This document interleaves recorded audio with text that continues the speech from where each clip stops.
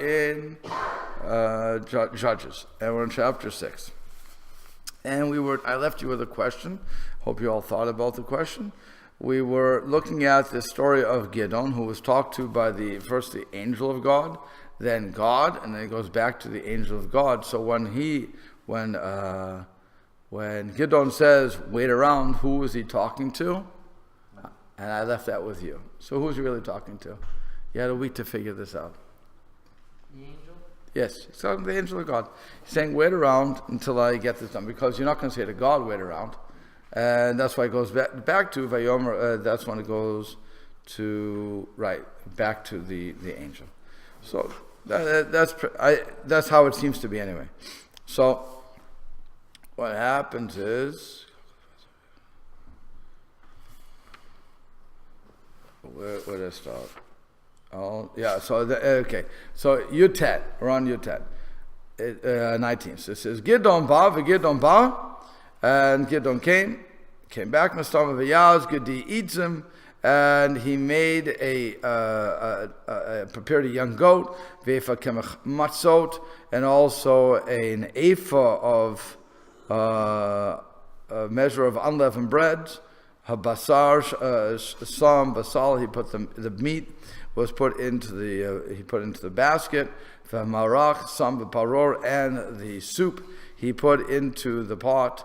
V'yotzei elav, and he brought it out to him. El tachat ha'ela, to the under the ela tree, the oak tree. V'yagash, and he presented it to him. Yeah, that's what he's doing. So from Rashi explains, why do we have to hear kemach matzot? That the flour, the unleavened bread, Lamadu Pesach haya, Yom Tenufa ha'omer. We're learning one, that is the Pesach, which we said the last time, because that's why Gideon was saying that we heard the Seder about all the miracles that were done, and where's God now? He's not doing miracles, fine. We're also hearing that this is the day of the waving of the Omer offering, which would allow the new wheat to be eaten, what we call chadash. So the chach ne'amar v'hinei, that's why he's saying that he brought the ephah of kemach matzot. Fine, we're hearing two things from him. Then the Metzudas David says he came to the house. Yeah, okay, he came to the house. He did what he prepared everything, cooked it, and he brought it. This mincha offering, this meal offering, to this person. Okay, it's pretty clear. There's nothing, no big tricks here. And the Malbim, where's the Malbim here? 19. Right, so he says, Achash bi'arno the Perish Rishon. So after he explains the first explanation, so Gideon histapek, that Gideon was questioning whether or not he would accept it as a totally burnt offering to God. Oh, Yochalena, or if he's going to eat it, Asu Malache Avraham. He doesn't know if this Malach is going to act like the people who the Malachim that were with Avram, who ate or seemingly ate the meal. There's a question that they eat the meal or not, because Malachim don't eat, right?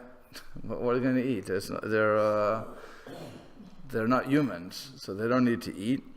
And that's why he prepares the young goat, or young goats, which would be fitting, whether it's to go as an ola offering, a totally burnt offering, or for eating purposes. Also, he prepares the soup in the pot, ubasar basal, and the meat in the basket. That way, it can be served either as an ola offering or as for eating. And he brings it out to him under the oak tree to see what he's going to do with it. Simple thing. So that's covering your bases. If I don't know what you're going to do, I don't know how you're going to receive it. According to the Malbim, you cover your bases. You prepare it so that it can go one way or the other. Nobody's hurt. There was a famous president, I forget I think Truman was it, when they say about, he was somebody was horrible with names. So he would come to you and say, I'm sorry, I forgot your name. So you would say Phil. He said, no, Phil, I understood with the last name. And so no matter if you would say brothers, he would say, no, I know that. What's the first name? Okay. No matter what, he would always make you feel good. I remember that, but not the other one. So here's the same sort of thing where I don't know what you are. I don't know if are you the Malach Hashem who is merely going to receive it give me a message, but really the korban has to go to Hashem. So if that's the case, I'm covering my base. I do that. If, on the other hand, you're going to eat it because you're like the Malach Avraham who seemingly ate the food, I'll present it so you can eat it, and there's no shame involved. So, and we'll see what happens. Fine. By the way, it says that we're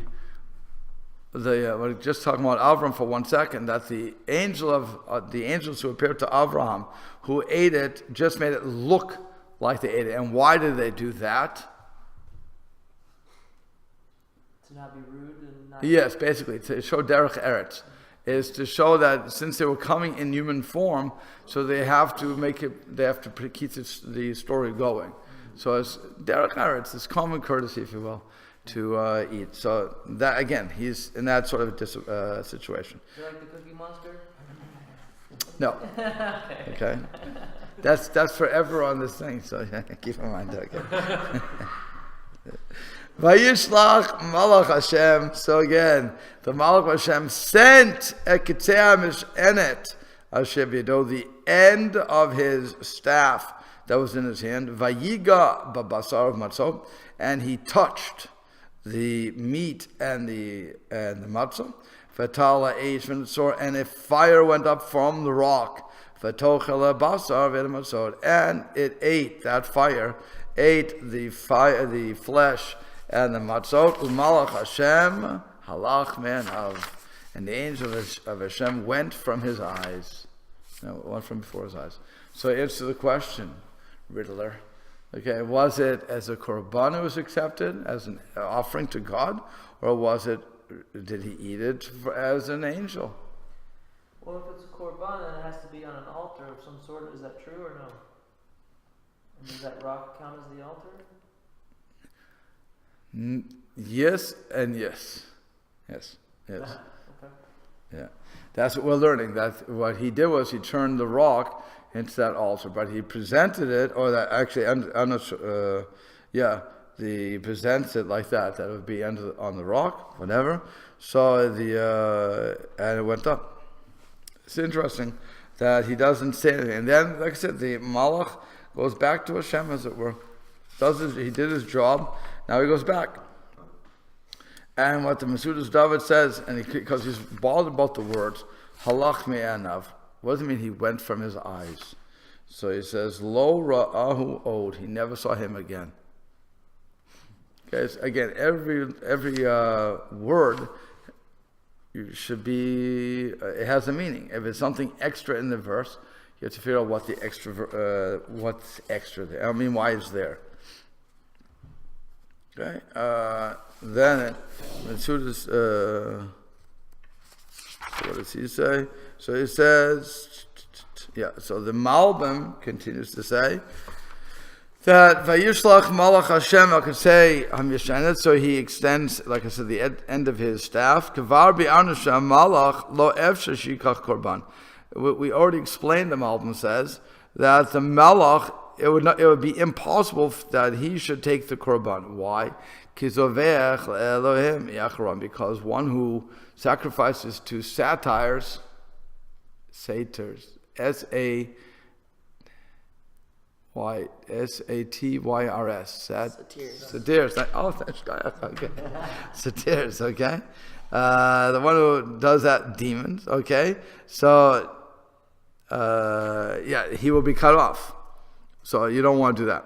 Rakim Hashem shochen. You can only give korbanos to Hashem, the one who dwells in the heavenly heights. V'er korban Hashem levado, and that, so the korban it only can be for Hashem. Lechein ba'amira v'yatzivoy haya alidei malach MCE, and therefore this statements and the commands were only given through the angel who was the intermediary. Aval 8 shalach kitzeh mish'ena lekabil korban. But in the time that he sent the edge of his staff to accept the korban, It was by force that only Hashem himself could accept it. And and therefore here it's not called the Malach Elokim, Malach Hashem is actually called Malach Hashem. So let's make sure. Yes, if you look at the pasuk, it's very interesting. It says Vayishlach Malach Hashem, not Malach Elokim. And before it had said in the very previous verse, it said V'yomer Elav Malach Elokim. So we're having a switching of God's names again. When you see a switch like that, now I'm going to have fun here for all those biblical scholars out there. If you would have the biblical scholarship JEPD, they would say that this is really two stories. Okay? That the first story, V'yomer Elav Malach Elokim, Kachad Abasav Yedem Atzot, V'adach Elisela Allah Zev Yedem Arak Shvok V'yaskein. Then this would be the second story. V'yishlach Malach Hashem. It's two different Malachim, apparently, two different names of God. Okay, so they would see it as two different stories. They would see two different writers. Two different writers, correct. Two different, and combining them, having a good time with that, no problem. So what we're seeing is that no, what happens is if the Malach Elokim would have accepted, it would make no sense. Because in all of the karbanos, in all of the sacrifices, Elokim is never used. Never. That's Nachmanides points that out in the book of Leviticus. So and why is that? Because Elokim is representative of justice. Justice doesn't accept karbanos. Karbanos is a matter of mercy only, and therefore only Hashem Yudke Vavke can accept that. So for us, it works out beautifully. For them, I don't know if they look this far. I don't know. Maybe they don't. I can't answer that. But it's it would be interesting how, like I said, you'd have to say it's two different stories, two different writers. They combined it. Ezra had a good time, and so on and so forth. Why they accepted Ezra actually was why they accept the story that Ezra, where it says Ezra was the greatest scribe or a great scribe. Why they accept that he is the one who redacted and created the Torah as we have it today is beyond my understanding. I'm not sure why they decided that, but that's and they quote it because it says he was a great scribe. You accept that, but you don't accept the other stuff? It doesn't make sense to me. Okay, but yeah. That, again, that's for all the scholars out there who's ever watching this. You can always respond. I just figured I'd have fun for a little while. Okay, yeah, so that's where that's how the Malbim is explaining it. And again, it's an important thing to recognize which terms of Hashem we're using. That should be questions that you're asking as you go through. Now, I don't know, in English, so it goes from Lord to God. I guess that's how it would be. Right? Yep. First one's God. Right, so if anybody's paying attention to those two terms in English, then they should also see that sort of a thing. Okay, I don't know how many people pay attention to it, but whoever does. So, next. Well, is it allowed that a Malach can make a sacrifice not in the Mishkan as a What, a Malach? Yeah, the Malach, who's doing it? I mean, he's the one that burned it. What happened was, Gideon brings this to this person. He doesn't know, according to the Malbim, he doesn't know, are you going to eat it like the Malachi Avram, or is it going to Hashem? He doesn't know. He's not going to start, he gave an invitation. Yeah. I don't know who's eating this. So he presents it in a way that could either be presented as an Olah offering, or he can eat it. So the Malach, who is representative of Hashem, accepts it on Hashem's behalf by making the fire go up and totally burned up. So why it's not in the Mishkan though? No, this is outside the Mishkan. Well, he didn't offer it as a sacrifice. The Gideon didn't offer it specifically as a sacrifice. He was offering it to say, I don't know what you want to do. I don't know who. I know you're a Malach Hashem. You're speaking like that, but he's giving him hospitality. right. So now when he does that, it goes up. It's nothing to. He didn't do anything wrong. It's not like he was doing it outside. On top of that, in those So we also had to figure out there was a time period that you could have a private bama. You could have a private altar. There were times that we could have an private altar. So it could, and even Yeshua's time. So there was a time that we were allowed to have a private bama. I'm not sure if this was outside the time period. Like I said, but the Malach Elokim tells them, take it and put it on the rock. I don't know. Did I do that or didn't I? Oh, I'm sorry. I skipped a whole line there. That's shot. I skipped 20. Okay. It says V'yomer Elav. So Malach Elokim, the angel of God, the God of justice, said to him, and take the meat and the matzah and place it on the rock, on this rock, and then he says, take the soup and pour it over it, and that's when Vayishlach Malach Hashem. I skipped one line. I'm sorry. That's when the Malach Hashem puts his staff at the end of the staff that's in his hand, touches the meat and the matzah, and then the flame goes up from the rock, and it eats the meat and the matzah, and then the malach walks away. What's interesting here is what's missing there. Come on. Well, when we say there, I mean like a priest, or what are we saying? No. I'm going to say the line again. I want you to listen very carefully. Okay? 20 and 21. I won't go to Hebrew, I'll just give you English. The angel of the God of justice says, Elohim, the angel of Elohim says to him, take the meat and the matzah and place it on this rock, and the soup pour it. And he did that. So the Malach of Hashem puts the end of his staff that's in his hand, and he touches the meat and the matzah, and the flame comes up from the rock, and it eats the flesh and the matzah, and the Malach of Hashem goes from his sight. It doesn't say he ignited it. No, he does. He put his Batal ha'esh. And the flame came up from Right. It didn't specifically say he was offering a sacrifice. Right. But I'm asking what's wrong, what's missing though? There's no wood? No. What happened to the soup? Oh, he poured it out. But where did he pour it over the rock? Doesn't say. Does he pour it over the rock? Huh? The question is, does he pour it over the rock?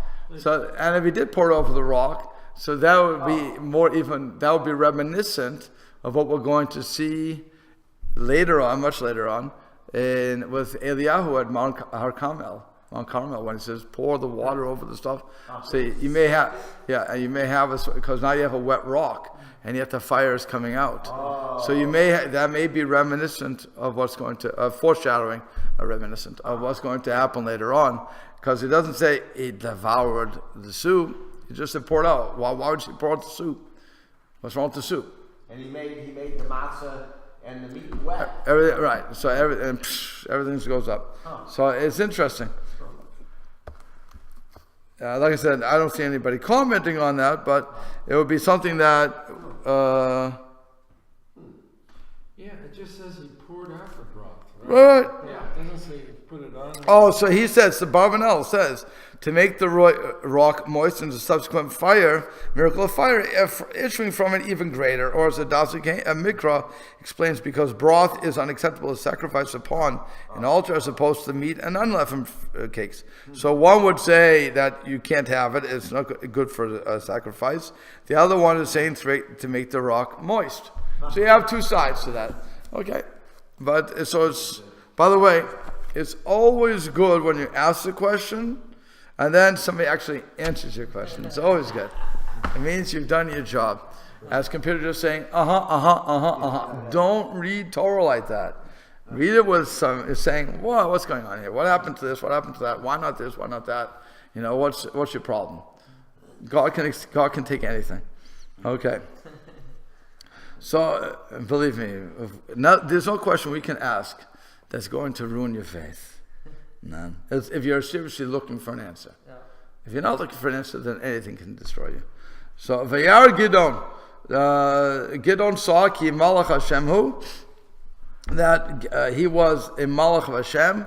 Now here, those would have the Hebrew text, you'll see a Samach right there, after who, in between who and Vayomer. Yes, you'll see a Samach.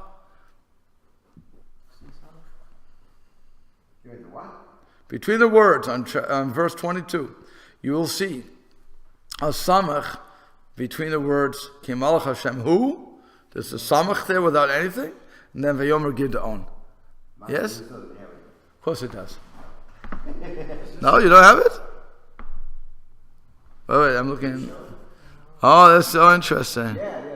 You don't have it here. Okay, he has it. Okay, you don't have it either? Let me see yours. Let me see yours. Where is it? Chav. Chav Beit. No, you also don't have it. Okay. So, interesting. That's Samach, unless it's... Let me see yours. Thank you. 22. Yours has it, Rabbi?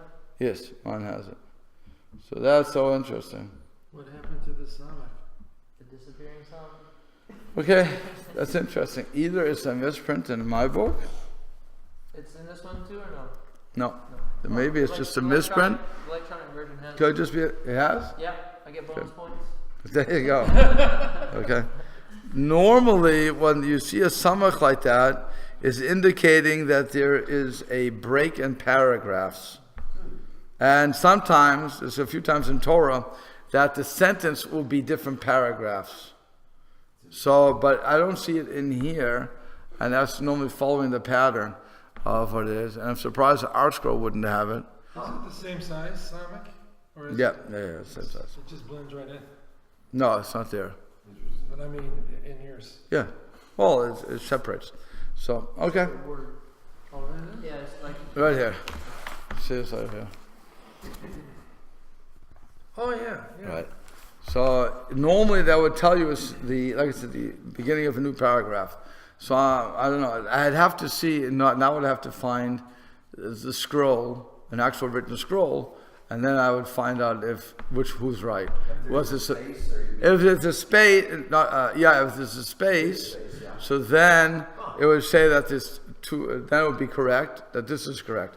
If there's no space, then this is a misprint that somehow got in to both of our texts. So I don't know, because nobody else is putting it in. So I don't have a Megillah in front of me to know what would be proper. You see what it is? So it's interesting. Okay. So I'll hold off all my comments because I'm not sure which is right anymore. Okay. That's the problem when you don't learn from a real cloth.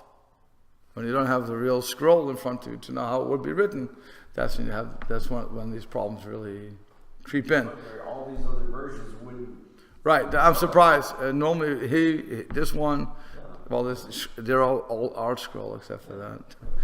So, Yeah, it's surprising that the Koran... this isn't Koran, this is Art Scroll. Oh, that's Art Scroll too. Right. I don't have Koran. So it would be interesting to know what's right there. But anyway, Vayar Gideon, so Gideon saw Ki Malach Hashem, that he was a Malach of Hashem. Vayomer Gideon, aha, Hashem Elkim Alas, Hashem Adonai, Hashem, as if it will. Ki Al Kain, Ra'iti Malach Hashem, Panim. Because therefore I have seen the face of Hashem, the angel of Hashem face to face. So, Raj, so you got those words? Let's look at it. Aha means aha. Aha means, yeah. Well, yeah. Alas. Yeah. Alas, he says, alas, O Lord God, because I've seen the angel of Hashem face to face. So what's going on there? What's the question? Well, again, it said Hashem back to back, but what Aleph? My master Hashem. I mean, it's really God's two different names. So he's using it back to back with two. Right. It happens. Yeah. Right. What else? How is he seeing him face to face? What does that mean? He had a good, he saw a Malach. He saw the Malach, like, I'm seeing you. He more, what do you call it? when you become human form. Metamorphosized? Yeah. Yeah. He became corporeal. Okay. That's what I'm So you looking look for. like a human being. Yep. So he said, I saw Hashem. I saw the angel of Hashem. He didn't say I saw Hashem. So he didn't know So I saw the angel of Hashem face to face. There was an angel until he put his staff out. Correct. So then he says, whoa, I've seen this. What's this problem? Aha, he says. So Rashi says, Lashon da'aga. It's a language of worry. Koloma mate alai. What's going to happen to me? I saw the Malach of Hashem. Ki ra'al ken ra'iti, ki ala shira iti Malach Hashem. Because I saw the angel of Hashem, l'chein ani doeg v'soeg, aha. That's why I worry and I cry out, aha. I'm in trouble now. I've seen the angel of God. So that's right. His real concern is that. I don't know what's going to happen now. So the Malbim says, Az yada she'enu malach Elokim, shezeh mora al malach shaliach. So then he knew that it was not the malach of Elokim anymore. Shezeh mora al malach shaliach she'ena shemito, which is that teaching on the malach that was sent that Hashem was not with him. Ki shem Hashem yavo gam al hamalach, because shem Elokim would also come on the angel. Rakshu malach Hashem shezeh mor Hashem shochem bo. Only this one is a malach Hashem because he accepted the korban. So this teaches that Hashem is dwelling in him. So vayomer Gideon, Hashem Elokim. What's this? Okay, Hashem.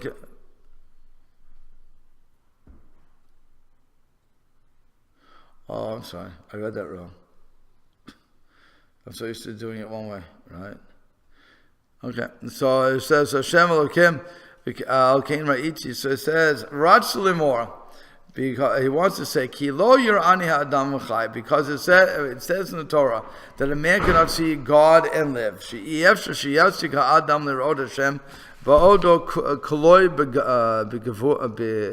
b'geviyah. It's impossible for a man to see Hashem while he's still in his body.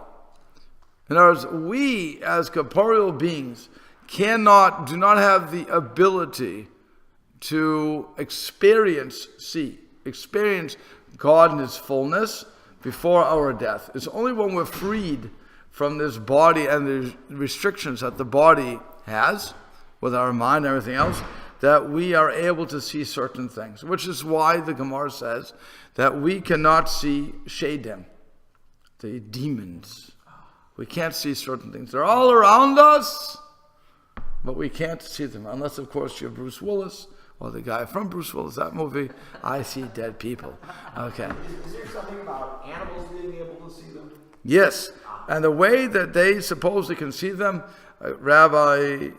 from Sharon, Rabbi Sender, thank you. Rabbi Sender, who is an expert in Zohar and those sort of things. He has his doctorate in that. Wow. He mysticism, I should say, not Zohar. Well, maybe something else in Zohar too. But he explained to me that what animals are seeing and what we train ourselves to see, if we so desire, is the every animal, every one of us has electricity flowing from us. And so we have the aura, our aura. So animals, because they're not looking directly at you like I'm looking directly at you. If I look directly at you and I focus on you, I can't see your aura. If I would unfocus, then I could see your aura. This electricity that's flowing around you. Animals can see that like this. It's not a problem for them. If we train ourselves, then you could see people's aura. And you could also know, by the way, when they're living and when they're dying, because as they die, their aura shrinks. That's what they claim. I've never seen an aura. I don't know. I'm not going to argue left or right or wrong, but that seems to be what's going on. So an animal sees that electrical charge, which is why he can hunt really well. And we, on the other hand, don't, because we want to see you. And more than that, and I've said this many times, we're taught not to see things that you can't see. Right? We're conditioned. Right? We're conditioned. We are conditioned because people say, as your parents said to you when you said, I have my little friend here, and they said, oh, your imaginary friend? And you said, imaginary? But he's right here. You hit him over the head. Calvin and Hobbes, man, come on, give me a break. And what happens is you teach yourself, oh, you're obviously not there, and you lose contact with that. Otherwise known as the loss of Peter Pan. You know, how many of us remember or have that memory of when the ship is going away in the sky when he drops Wendy off, and you say, is that true? I seem to know that ship. How many people have actually had that feeling? And you'd be surprised how many kids would, or adults, they won't admit to it. But there's many, now maybe we just saw the movie when we were very young, or that play with Mary Martin when we were very young. But I know when I saw it the first time after many years, I said, oh, I remember that ship. Okay? So who knows? Maybe I played with Peter Pan too. I don't know. But and the Lost Boys and whatever, the other Michigan that they were. But the truth is, again, we all have that. We potentially all can see malachim, but we just decide not to, because if we would see everybody, we would go nuts, because we would think we're nuts. It's like all those people who talk to today, Baruch Hashem, we have the cell phones. We have all these things. We talk to people are talking as we walk on the street. Nobody thinks you're nuts anymore. So now imagine, next generation, his kids will grow up. Nobody's ever going to question who you're talking to. So it could be that the next generation will not be told it's your imaginary friend. I have a question. Yeah. The way Art Scroll translates this verse. Yeah. They say, alas, my Lord Hashem/Elohim. Where are they getting Elohim? So that's what I said. I read it incorrectly. If you look at the Hashem, right? Mm-hmm. If you look at the word Yud-Kei Vav-Kei, so it has a Shva under the Yud, mm-hmm. and if it would be under the Aleph of Elokim, it would be a Segel with a Shva, which means it really gets a Shva. Right? Whenever you have a segel with a shva, or a patach with a shva, or a kamash with a shva, it really always is a shva you should be taking. Correct? Okay. Remember that?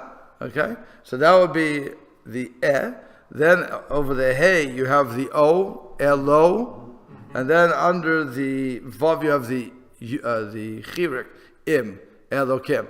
So that's why I said I read it wrong, because I was reading Hashem, because I wasn't really looking. That's what happens. If you don't look, you don't look.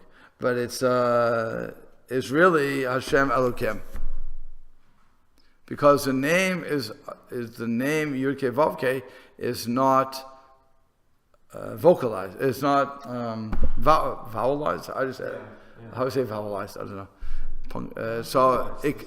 Vowelized. Vocalized. Okay. So it's not vocalized. As a result of that, it can be Elokim at times, depending on what's going on, or it could be Hashem. Normally Hashem, but it could be Elokim, which also, by the way, sets up a disaster for the biblical scholar, the critic. Mm-hmm. I'm reading is Yud-Kei Vav-Kei, but I'm reading Elokim. So really what happened there? What, Ezra got lost? He didn't know how to write it? He didn't know what he was talking about? What do you do with that? So all those questions would really be thrown to them to say, how do you answer this stuff? Now I'm sure they have some fancy answers, but it would be an interesting question. We'll have to stop here. Okay. No problem. So we'll pick up on, God willing, Chav Beit. No class next week because it's Pesach.